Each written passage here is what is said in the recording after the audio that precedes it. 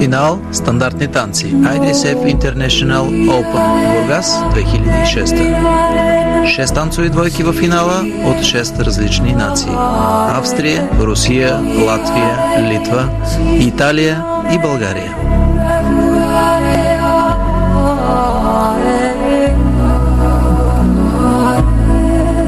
Десет от танцовите двойки, попаднали в полуфинала тази година, бяха сред първите 50 в класирането на световната танцова ранглиста. 1500 двойки участват в тази ранглиста.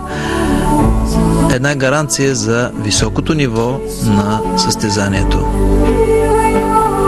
Турнирът в Бургас, известен в танцова Европа като едно от най-добре организираните състезания, се ползва с огромно уважение от ръководството на Световната танцова федерация.